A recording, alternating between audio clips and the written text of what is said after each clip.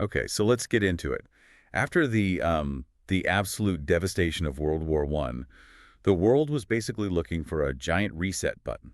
A way to make sure that never, ever happened again. And leaders were desperate to find a mechanism for that. And that mechanism was the League of Nations. It was this huge idea, and it mostly came from one person, right? Primarily, yeah. The main driver was the American President Woodrow Wilson.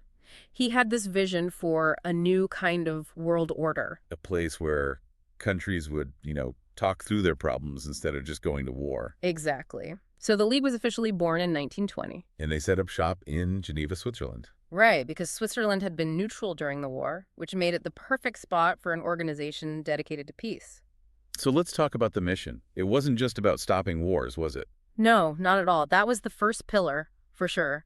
Peace through discussion, collective security. But there was a second one. A much broader one, yeah. It was also about improving global living conditions, tackling problems that crossed borders. Okay, so let's start with that first pillar, the whole peace thing. The core idea was that members promised to protect each other if attacked. That's it. That's collective security. An attack on one is an attack on all. The hope was that this big, unified threat would make any country think twice before starting a fight. And part of that was getting countries to reduce their weapons. Disarmament, a huge goal. They encouraged everyone to shrink their armies and navies. The logic is simple. Really, fewer weapons means less chance of a huge war. And the other side of it, the humanitarian stuff. That's where they had some of their biggest wins. They were fighting diseases like malaria, trying to stop human trafficking and the drug trade. And also promoting fair labor conditions for workers. Exactly. So you have 42 founding members all signing up to this.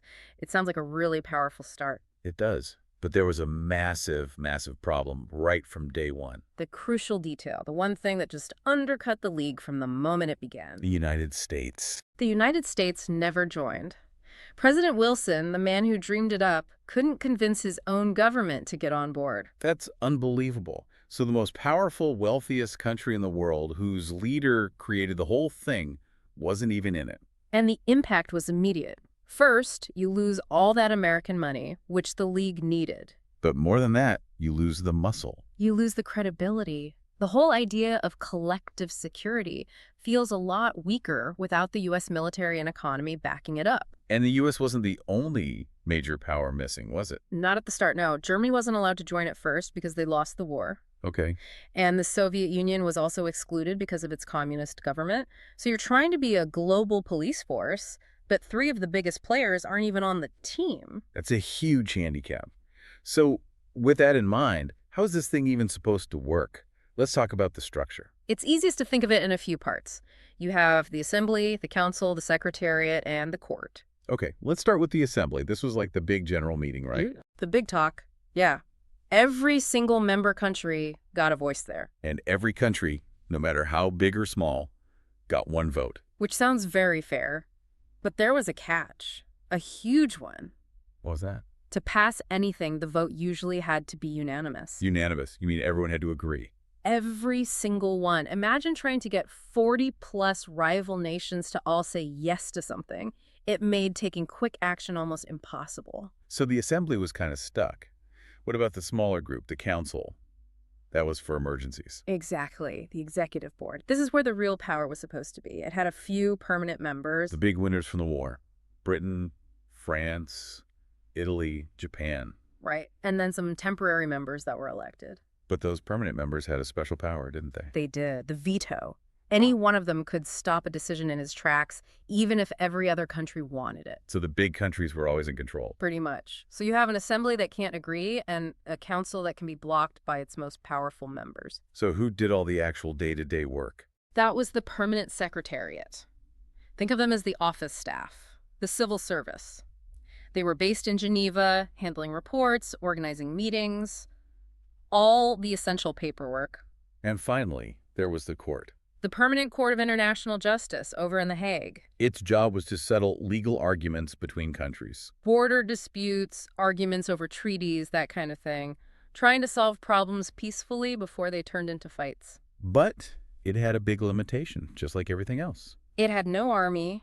It could make a ruling, but it had no way to enforce it. It really relied on countries choosing to follow the rules to keep a good reputation. It's clear the political side was full of problems. But you mentioned the humanitarian work was a success. A huge success. Honestly, this might be the League's most important legacy. So what were they actually doing? Well, for one, they were helping refugees. Millions of people were left homeless and stateless after World War I. Right. The League created a special kind of passport for them, the Nansen passport, so they could travel and find new homes. It was revolutionary. Wow. And you said they worked on health issues. Absolutely. They organized global campaigns to fight diseases like leprosy and malaria. They helped standardize vaccines. They were basically the precursor to the World Health Organization. So real practical stuff that helped ordinary people. Exactly.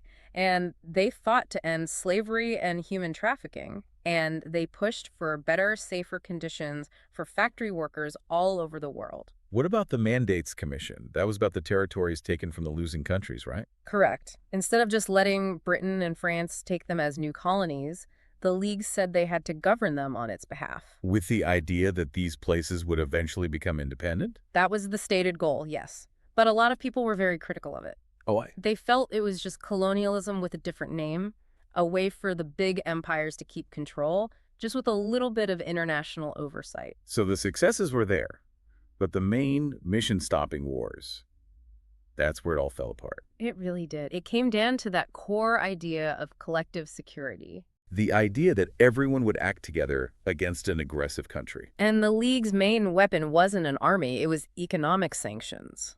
meaning everyone would just stop trading with the aggressor nation. Yes.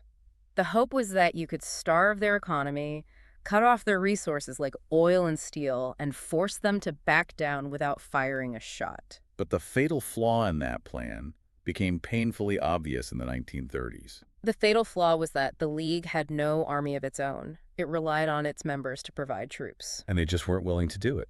Not for a conflict far away, no. Countries like Britain and France were still healing from World War I. They didn't want to risk their soldiers or their money. Dictators saw this weakness and took advantage. Let's look at those failures. The first big test came from Japan. In 1931, Japan invaded Manchuria, a part of China. China asked the League for help. The League investigated, condemned Japan, and told them to leave. And Japan's response. They ignored the League and then just quit the organization altogether. And the sanctions didn't work. They were pointless. The U.S., which wasn't a member, just kept trading with Japan. So the League looked totally powerless. The next big failure was Italy. 1935. Italy invades Ethiopia. The League actually did impose sanctions this time. But But they were incredibly weak. They didn't ban the sale of oil. why not? They were afraid it would provoke Italy and start a bigger war, but oil was what Italy's army needed to function. So the sanctions did nothing. Italy conquered Ethiopia. The signal to the world was clear. The League will back down. And that leads to the final, most obvious failure, Germany. Hitler starts rebuilding Germany's army, which was a direct violation of the treaty that ended World War I. And all the League could do was issue warnings, verbal protests. Hitler could see they were a paper tiger. He just kept going. So these failures just destroyed any trust countries had in the system. Completely. Everyone realized the League couldn't protect them from a strong enemy. They started making their own alliances again. And then, in 1939, World War II starts, and the League is effectively dead.